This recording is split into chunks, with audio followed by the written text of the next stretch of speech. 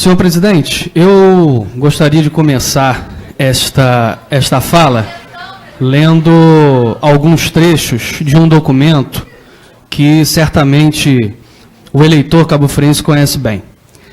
Um deles diz o seguinte: resgatar o pagamento dos salários de todos os funcionários públicos, bem como de seu Instituto de Previdência, o IBASCAF. Resgatar as boas práticas de administração pública, investindo na qualificação técnica e profissional do funcionalismo público. Restabelecer o portal da transparência. Estabelecer o equilíbrio entre arrecadação e gastos públicos, priorizando as necessidades básicas da população. Tornar os cargos públicos de ocupação técnicos, qualificados, e com isso enriquecer o quadro funcional com a capacitação do servidor efetivo. Garantir a dignidade ao profissional por meio de manutenção de calendário de pagamento mensal, concessão de direitos adquiridos, como licenças remuneradas, triênios, quinquênios, liberação de aposentadorias e formação continuada. Esses trechos, senhor presidente, são das páginas 1, 2 e 11 do programa de governo do atual prefeito, senhor Marcos da Rocha Mendes.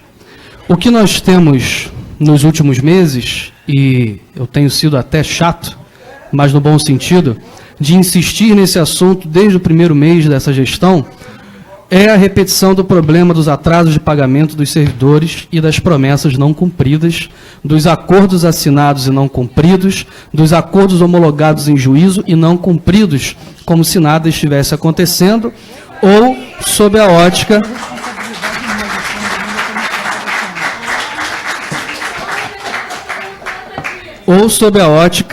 das mesmas desculpas que o governo passado usava, de colocar a culpa no governo anterior. Como uma batata quente, que vai da mão de um para a mão de outro, a questão do servidor e da folha salarial permanece sendo jogada sempre de um lado para o outro. E quem está no meio é o trabalhador de Cabo Frio. Então, só para prestar contas do nosso dia, senhor presidente, hoje é dia estadual do sindicalista. Eu estive à tarde, a partir das 2 horas, reunido com algumas lideranças de alguns sindicatos da cidade. O Sindsaúde, o Sindicaf, a Associação dos Fiscais do município, e estabelecemos ali algumas medidas a serem tomadas diante do que vem acontecendo. E a pergunta é, o que vem acontecendo? E aí vou relatar brevemente, sem entrar nos detalhes. Temos tido problema, senhor presidente, com o honrar do 5º dia útil, o famoso 5º dia útil de pagamento, que já é uma previsão na CLT, desde os anos 40, embora a CLT não exatamente contemple o servidor público, mas também na nossa Lei Orgânica Municipal de 89, o artigo 87 determina a obrigação do pagamento até o 5º dia útil e da fixação de calendário de pagamento, duas questões que foram prometidas em campanha e que não estão sendo cumpridas. Nós temos problemas, senhor presidente, em relação ao FPM, que inicialmente foi dito que pagaria os atrasados, já que o FPM foi uma verba quase totalmente bloqueada em relação ao mandato anterior, por isso nada mais justo do que usá-la para pagar os atrasados do mandato anterior. No segundo momento foi dito que serviria para manter os salários vigentes em dia, e no terceiro momento o que foi feito foi um pouco de cada coisa, só que o gasto com os atrasados foi somente de R$ 1.900.000. Nós temos problemas em relação a contratados que neste mês receberam cerca de 1/3 dos seus salários. Não me pergunte por quê, senhor presidente, porque eu não sei, e eles também não. Nós tivemos problemas, senhor presidente, no que se refere à duplicata de pagamentos. Por erro, sabe-se lá como, na folha salarial, sabe-se lá de quem, teve gente que recebeu em dobro e no mês seguinte não recebeu nada. Nós temos dois problemas aí. Primeiro, uma folha que é herdada do mandato passado por uma equipe que basicamente é a mesma do mandato passado, embora o governo tenha mudado, é algo a se impressionar. Por que pagar 2 vezes o mesmo servidor?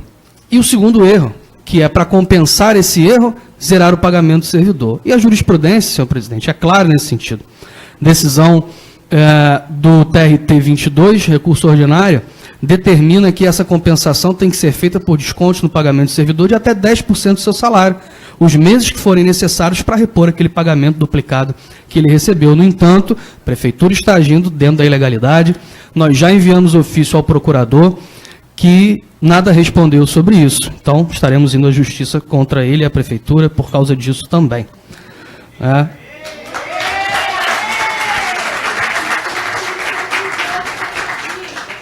A boa notícia, digamos, sobre o auxílio-doença, hoje à tarde estive com o presidente do IBASCAF, o senhor Luiz Cláudio Gama, que garantiu que amanhã, provavelmente, muito provavelmente, estará na conta.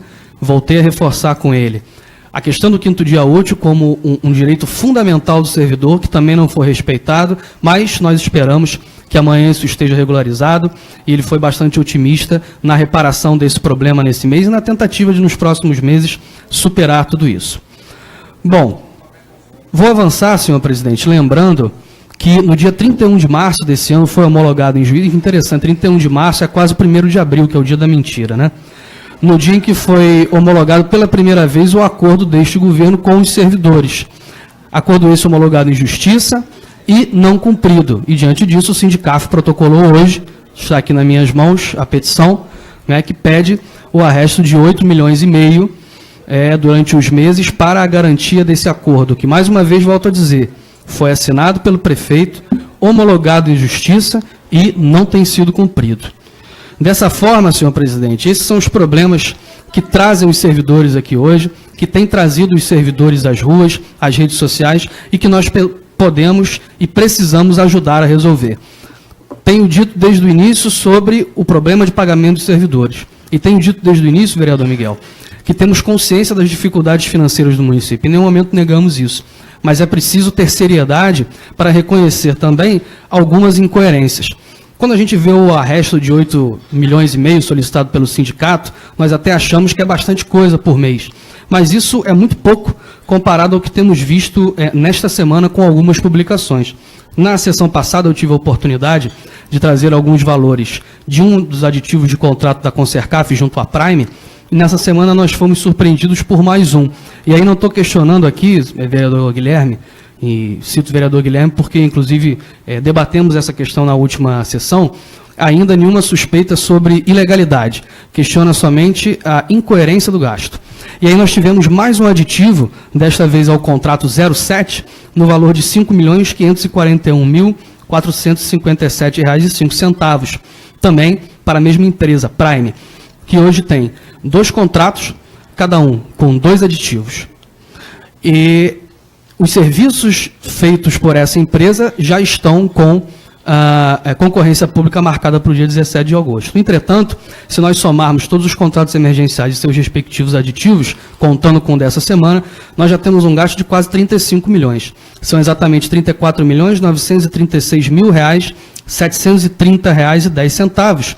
Isso sem contar também com a recente vitória da empresa que participou da concorrência pública do setor de iluminação, e a empresa vencedora, por coincidência, é a mesma que já operava o contrato emergencial desde janeiro. Então, são questões em relação às quais nós devemos pensar, nós devemos discutir aqui nesta casa, para que não possamos transformar a vida do servidor no problema que ela tem sido nesses últimos dias, nesses últimos meses. Eu solicito à casa que nós possamos estar juntos tomando providências, tomando atitudes, né, e nos dedicando à melhoria desse setor. E só para finalizar, senhor presidente, já que nós estamos falando sobre transparência, sobre coerência nas contas públicas, falar só um pouco sobre o projeto de lei que eu apresento nesta sessão e que ainda será discutido nas próximas, que é um projeto de lei que obriga o Poder Executivo a mensalmente enviar para a Câmara os contratos e os editais de licitação que são celebrados pelo Poder Executivo. Primeiro, porque já há artigo na lei orgânica que obriga isso, e o município nunca cumpriu. Segundo, que facilita a fiscalização do vereador em relação a essas operações financeiras. Terceiro, que a Câmara Municipal não pode dar mole, como se diz na gíria, para que ninguém usurpe o dinheiro público em favor de si mesmo, enquanto se deixa tantas famílias, tantos pais e tantas mães passando necessidade. Muito obrigado, boa noite e vamos à luta.